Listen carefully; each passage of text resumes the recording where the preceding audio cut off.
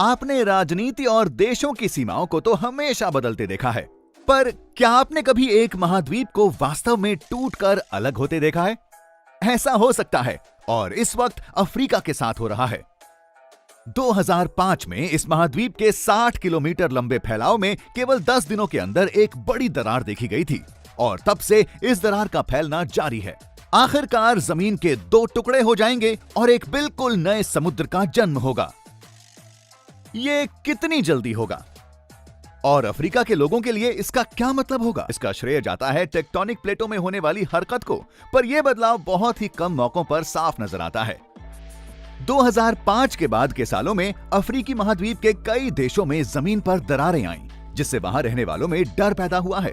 पर ये दरारें दिखने में जितनी भी डरावनी हो, जानकारों का कहना है कि ये हमें इस बारे में काफी कुछ सिखाएंगी कि हमारी दुनिया कैसे बनी थी। क्या आपने कभी पूर्वी अफ्रीकी रिफ्ट के बारे में सुना है? इथियोपिया के लोगों ने भी नहीं सुना था, जब तक उनके पैरों के नीचे की जमीन में अचानक दरार नहीं आने लगी। पूर्वी अफ्रीकी रिफ्ट पूर्व अफ्रीका में मौजूद दरार का एक सक्रिय जोन है और आपके चेहरे को देखते हुए हमें शायद आगे बढ़ने के पहले इसे और अच्छे से समझ लेना चाहिए। तो पृथ्वी के बाहर की कठोर परत को लिथोस्फीयर कहते हैं और ये कई टेक्टोनिक प्लेटों में बटी हुई है। टेक्टोनिक प्लेटें असल में ठोस पत्थरों के वो बड़े टुकड़े होते हैं जो एक दूसरे के सामने अलग अलग रफ्तार से हरकत करते हैं।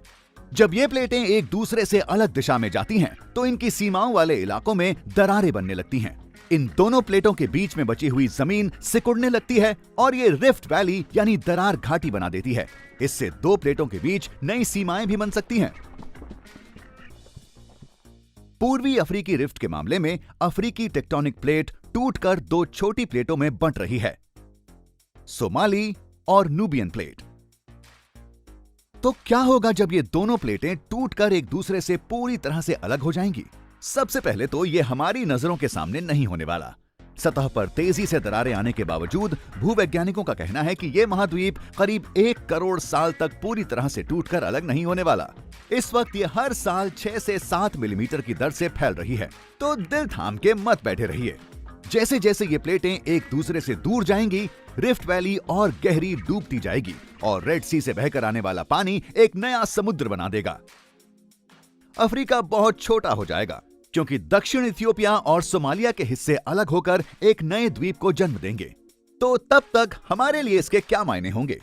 रिफ्ट के आसपास रहने वाले अफ्रीकी लोग और उथल पुथल की उम्मीद कर सकते हैं।